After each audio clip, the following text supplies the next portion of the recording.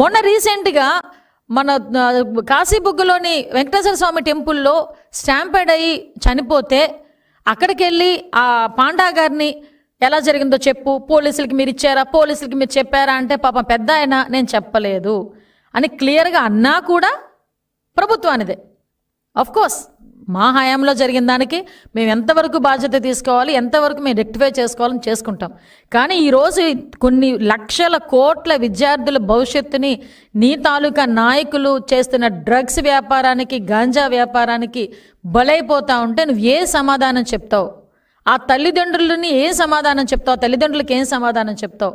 ఎంతోమంది భవిష్యత్తులతో ఆడుకుంటున్న మీరు ఈ రోజుకి కూడా ఇలాంటివి ఆపకపోతే ఈ గవర్నమెంట్ ఊరుకోదు. నువ్వు ఊరుకోవచ్చేమో, నువ్వు నీ కార్యకర్త డ్రగ్స్ అమ్మినా నువ్వు ఊరుకుంటావు, చీప్ లెక్కర్ అమ్మినా నువ్వు ఊరుకుంటావు, నీ కార్యకర్తను తీసుకొచ్చి గాంజా వ్యాపారం చేసినా నువ్వు ఊరుకుంటావు, నీ కార్యకర్త హత్యలు చేసినా నువ్వు ఊరుకుంటావు, నీ నాయకులు హత్యలు చేసినా నువ్వు ఊరుకుంటావు, నువ్వు హత్యలు చేయించినా నువ్వు ఊరుకుంటావేమో. కానీ ఎవ్వరు ఎట్టి పరిస్థితుల్లోని లా అండ్ ఆర్డర్ విఘాతం కలిగించే పరిస్థితి వచ్చినా గాంజా డ్రగ్స్ అంటూ బయటకు వచ్చి పిల్లల జీవితాలతో ఆటలాడుకున్న నిఘా వ్యవస్థ ఈగల్ గ్రద్ద కన్ను ఉంటుంది, ఈగల్ కన్ను కంపల్సరీగా ఉంటుంది.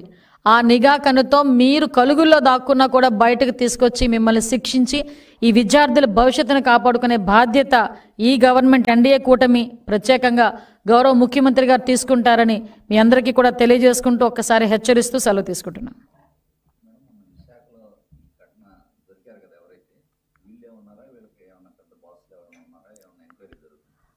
అది విషయం ఏంటంటే ఎంక్వైరీ జరుగుతుందండి, కస్టడీలోకి తీసుకుంటున్నాం, మా కొండారెడ్డిని కస్టడీలోకి తీసుకుంటున్నాం ఈ రోజు నుంచి.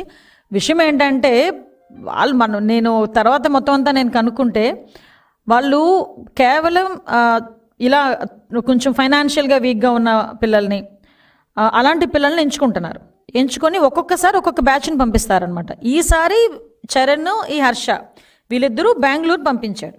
బెంగళూరు పంపించిన తర్వాత అక్కడ స్మగ్లర్తో వీళ్ళని కనెక్ట్ చేస్తారు. వీళ్ళందరూ ఒక గ్రూప్ కాల్ మాట్లాడతారు. వీళ్ళు తెలివితేటలు ఎంతవరకు ఉంటాయంటే ఫ్లైట్లో వచ్చినా ఎక్కడొచ్చినా పట్టుకుంటారు, అదే గనక ట్రైన్లో వస్తే గనక పట్టుకోరు, కొంచెం నిఘా తక్కువగా ఉంటుందని చెప్పి ట్రైన్లో తీసుకొచ్చి వచ్చిన తర్వాత మాకు వచ్చే ఇన్ఫర్మేషన్ మాకు ఉంటుంది. మా నిఘా వ్యవస్థ చాలా బలంగా పనిచేస్తుంది. రైల్వే డిపార్ట్మెంట్తోని, అదేవిధంగా చుట్టుపక్కల రాష్ట్రాల డిపార్ట్మెంట్స్తో కూడా మేము కోఆర్డినేషన్తో పనిచేస్తున్నాం. ఇటు ఒరిస్సా, అదేవిధంగా ఇటు మనకి తమిళనాడు, కర్ణాటక, కేరళ, ఈ సరౌండింగ్ మన ఆ సరిహద్దుల్లో ఉన్న ప్రతి రాష్ట్రంతో మేము కోఆర్డినేట్ చేసుకుంటున్నాం. కాబట్టి మాకు ఈజీగా ఇన్ఫర్మేషన్ రావటం, ఈ ఇన్ఫర్మేషన్ వచ్చిన వెంటనే టాస్క్ ఫోర్స్ డిపార్ట్మెంట్ సాయంతో eagle department, Vizag task force కలిపి ఈరోజు ఈ ఆపరేషన్ చేసి వాళ్ళని పట్టుకున్నారు.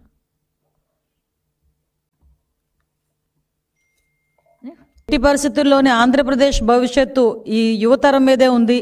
యువతరాన్ని రక్షించుకుంటేనే రేపు భవిష్యత్తుని రక్షించుకోగలుగుతామని పూర్తిగా నమ్మిన వ్యక్తులుగా ఈ సంవత్సరంన్నర నుంచి ప్రత్యేకమైన దృష్టి పెట్టి యువతలోని వాళ్ళ భవిష్యత్తు మీద ఆశలు కలిగించడానికి ఎంతోమంది తల్లిదండ్రులు వాళ్ళ బిడ్డలను చదివించుకొని, అంటే ఒక పూట తిని ఒక పూట తినక చదివించుకొని పిల్లల భవిష్యత్తు బాగుంటుంది అని నమ్మిన తల్లిదండ్రులకు ఒక భరోసా కల్పించడానికి, ఒక ధైర్యం కల్పించడానికి ఈరోజు ఎన్డీఏ కూటమి ముందుకెళ్తూ పనిచేస్తున్న సందర్భం కూడా మీ అందరికీ తెలుసు.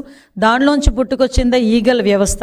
ఆ ఈగల్ వ్యవస్థను ఈరోజు స్థాపించిన తర్వాత సుమారుగా 1.5 సంవత్సరం కాలంలోని ప్రత్యేకంగా మేము చెప్పుకోదగ్గది, మేమందరం కూడా గర్వించదగ్గది, గాంజా ఏదైతే కల్టివేషన్లో జీరో గాంజా కల్టివేషన్ తీసుకురాగలిగే పరిస్థితి ఈరోజు వచ్చిందంటే ఈరోజు ప్రజలు, అదేవిధంగా ఈగల్ సంస్థ, అదేవిధంగా ఈరోజు గౌరవ ముఖ్యమంత్రి గారు డైరెక్షన్ అన్నీ కూడా ప్రాపర్ వేలో పనిచేసి డ్రగ్స్ వద్దు బ్రో అనే నినాదాన్ని స్కూల్ స్థాయిలోకి కూడా తీసుకెళ్ళగలుగుతున్నామంటే ఇది మా పనితనానికి ఒక నిదర్శనం కింద భావించవచ్చు. ఎందుకంటే ఈ విషయాలని ఇప్పుడు చెప్పుకోవాల్సిన అవసరం ఉంది. అట్ ద సేమ్ టైం నాకు కూడా బాధ్యత ఉంది. ఎందుకంటే ఇదే సందర్భంలో గౌరవ నారా లోకేష్ గారు యువగలం పాదయాత్రలో చిత్తూరు జిల్లా నడిచేటప్పుడు ఒక ఆడబిడ్డ తన బిడ్డను తీసుకొని వచ్చి మొహానికి ముసుగు కట్టుకొని వచ్చి కూర్చుంది. ఏందమ్మా ఏం జరిగింది అంటే మీతో పర్సనల్గా మాట్లాడాలి సార్ అంటే, సార్ ఆ రోజు టైం ఇచ్చి ఆ తల్లి ఆ బిడ్డ ఆవేదన చూసిన తర్వాత ఒక క్షణం నన్ను పిలిచి నాతో మాట్లాడారు.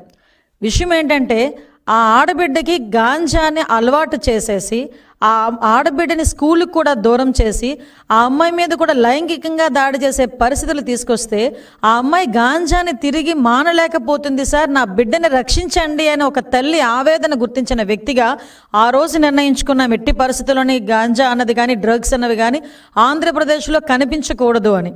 నేను హోమ్ మినిస్టర్గా ప్రమాణ స్వీకారం చేసి ఇంకా నేను ఛార్జ్ తీసుకోక ముందుగానే గౌరవ్ లోకేష్ గారు నాకు